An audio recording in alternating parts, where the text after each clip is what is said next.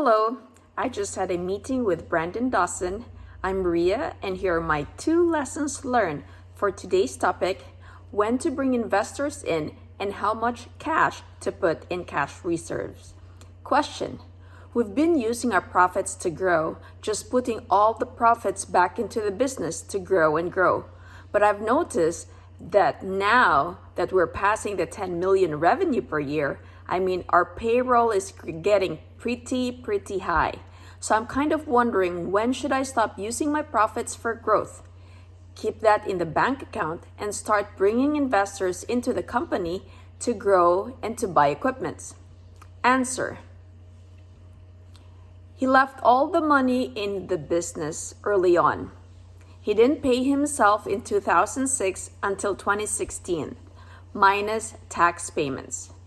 And maybe 1 year distributed $1 million or something. And then he reinvested all that, and then he sold that business for $150 million in cash. And Brandon got 88 to 90 million of that. So if you bring investors in, and then if you go from 10 million to 20 or 30 million, you may only get 20 or 30% of the money. So he would rather plow and pay himself as an employee until he had his business so big enough that he can own as much equity as possible, so that when you or when we sell it, you could share it with your team.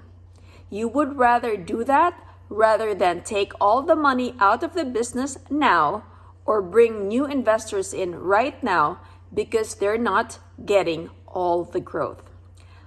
Lesson 2. How much should I keep for payroll in my bank account?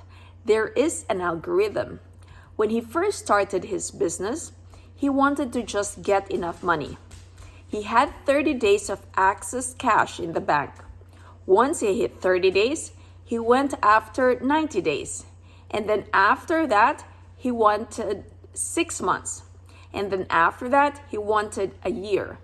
And then after that, he wanted 18 months.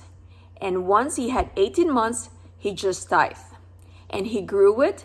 He just tithed it into his cash reserves. And then one day, he woke up and had 5.5 million in cash reserves. And he had enough profitability that once he had the money, he was like, I don't need all the cash reserves. So he cut the cash reserves in half. He took that money from that business and he invested it in another business. So those are my 2 lessons learned. I hope you learned something. Please don't forget to like, share, and subscribe on my YouTube channel. And please don't forget to download a free section of my book on real estate, Apartment Prescription from 0 to 50 apartment units in 7 years. Take care and God bless.